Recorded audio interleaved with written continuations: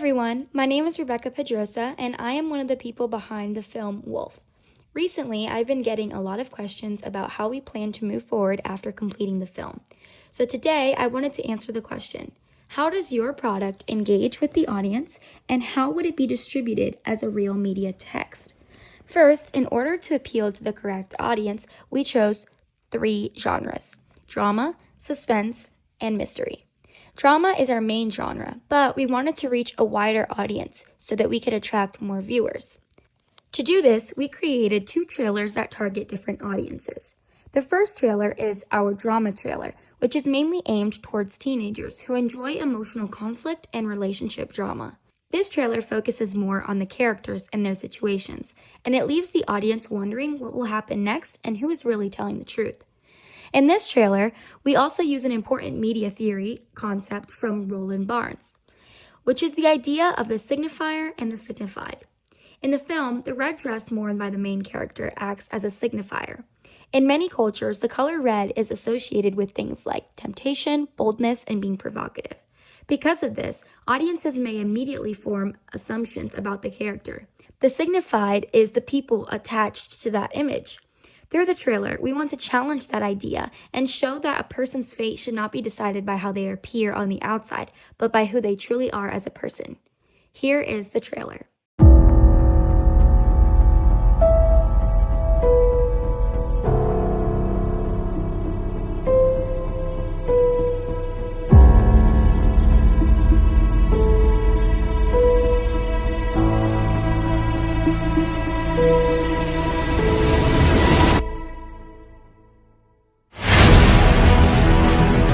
Our second trailer is a mystery trailer, which gives the audience more suspense and thrill. This version focuses less on emotional drama and more on unanswered questions and tension. It would appeal more to older audiences that enjoy thrillers or mystery stories.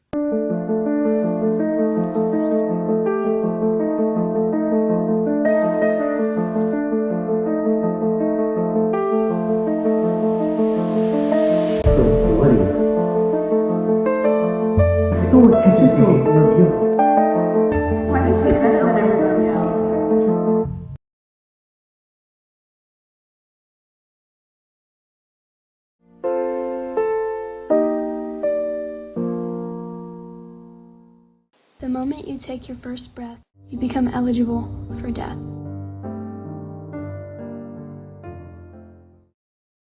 We also created 2 posters to appeal to different audiences.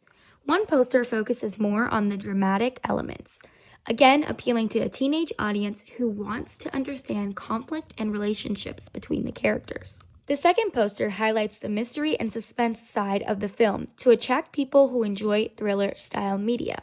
Another important strategy we used was creating multiple products and collaborations, also known as synergies.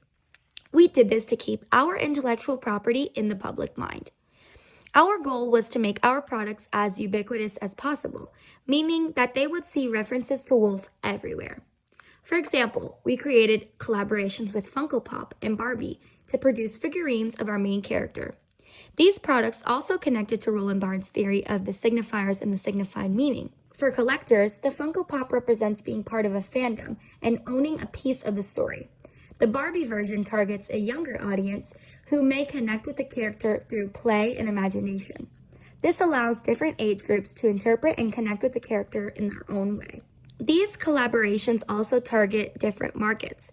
Funko Pops attract the collector market, which includes older millennials and dedicated fans, while the Barbie version is more appealing to younger audiences and teenagers. We also created products that people can wear or carry, which helps fans show their connection of the film. Media theorist Seth Godin explains that people like to be placed into tribes. In other words, they enjoy belonging to communities where they share interests with other people. Because of this, we created products that allow fans to signal that they are part of the Wolf community. One example is our collaboration with Kendra Scott, where we created a necklace that is identical to the one worn by the character in the film. After watching the film, fans can purchase the necklace and feel connected both to the character and other viewers who recognize it. We also created wolf ears in collaboration with Disney. Disney is one of the big six conglomerates, and while our film is not currently owned by them, working with this style of merchandise helps introduce our brand to audiences who already enjoy Disney-themed products. Another product we designed is a travel set, which includes a tote bag and a smaller bag. These items could be used at airport or in everyday life, and anyone who recognizes the branding immediately knows the person is a fan of the film Wolf. This helps build that sense of belonging to a shared community. We also included theater exclusives, such as popcorn bucket and a cup drink. These can only be purchased when watching the film in theaters or at film festivals, which makes it feel more special and limited. Our plan would be to eventually place Wolf branding on everyday items like laundry detergent pods, dish soap, paper towel packaging, or even snack packaging. This keeps the film constantly visible and prevents people from forgetting about the intellectual property. We also designed an authentic Wolf hoodie made with faux fur, which adds another wearable item that fans can recognize. Now, let's talk about how we plan to distribute the film and spread the word. Our first strategy is to apply to as many film festivals as possible.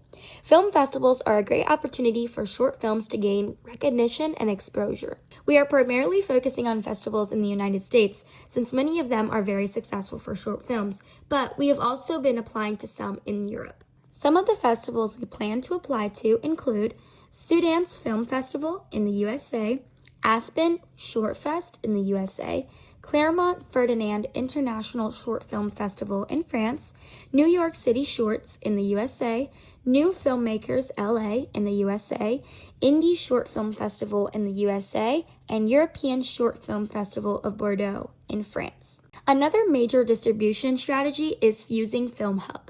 We plan to sign up for the Pro membership, which costs $1,999 per year. Through FilmHub, our film could be distributed on platforms like Plex, Roku, Prime Video, Tubi, and Apple TV. FilmHub would take 25% of our revenue. Although this might seem like a large investment, the exposure gained from being on multiple streaming platforms can be extremely valuable. Currently, we do not have the funds to pay for the full membership, so we plan to crowdsource from our audience and fans who want to see the film succeed. We know that streaming distribution can be questionable, especially when a lot of upfront capital is requested. But we did our research to ensure that we are not losing anything, but instead gaining. FilmHub works with Prime Video and Tubi, so we did some research. Prime Video had one of their releases called The Summer I Turned Pretty that had 70 million viewers globally, and they had roughly $60,000 made per episode. If Wolf can reach that large of an audience, then maybe people can learn to limit their assumptions and the word can be spread about gender inequality. Tubi also had a film called Sidelined, QB and Me. They had 170 million minutes viewed in the first week. Again, exposure is all that we are looking for right now, and if FilmHub can get us there, that is where we're going to go. Even though our project is smaller, this is still an example that shows how large the potential audience on streaming platforms can be. If we can successfully distribute Wolf and get it in front of the right audiences, we believe that the story could truly make an impact and spark a needed conversation.